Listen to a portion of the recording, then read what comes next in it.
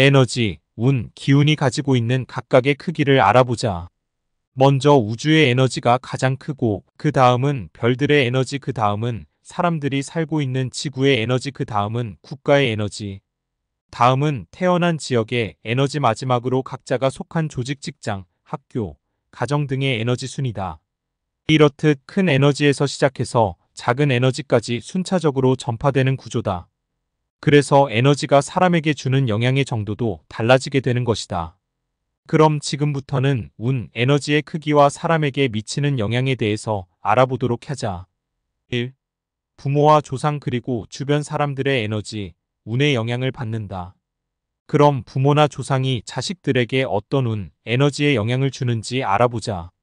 부치는 양의 기운으로 정신적인 하늘의 에너지다. 그래서 자식들에게 정신적인 영향을 주게 된다.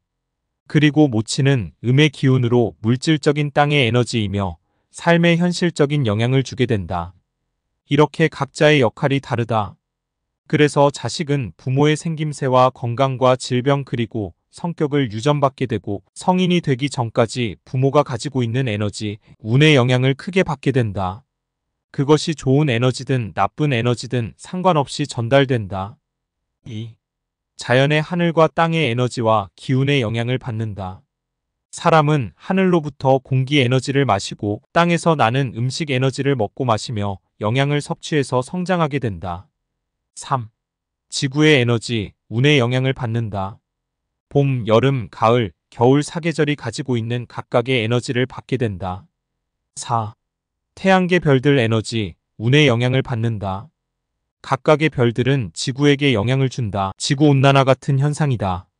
지구온난화는 인류의 책임보다 지구의 자연스러운 현상이다. 5.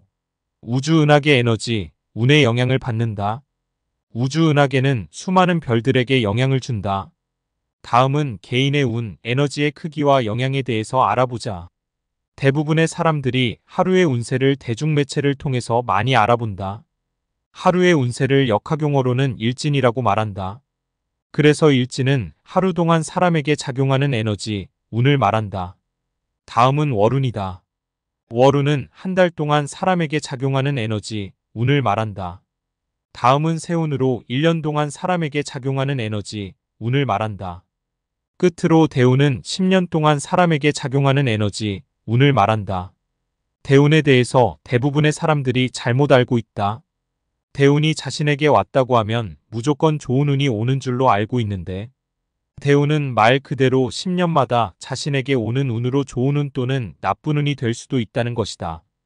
그리고 운을 크기 순으로 나열하면 대운이 가장 크고 그 다음 세운, 월운, 일운, 하루운이다. 그래서 운의 작용은 각자 타고난 사주가 기본 바탕이 되고 대운, 세운, 월운이 앞으로의 삶에 영향을 주게 된다. 이와 같이 운, 에너지는 사람들 각각에 따라 다르게 나타나는 것이다. 예를 들어 좋은 운이 온 사람들은 자신이 원하고 바라는 대로 삶이 흘러갈 것이고 반대로 나쁜 운이 온 사람들은 자신이 원하지 않는 방향으로 어렵고 힘든 삶이 지속될 것이다. 하지만 희망을 잃지 말자.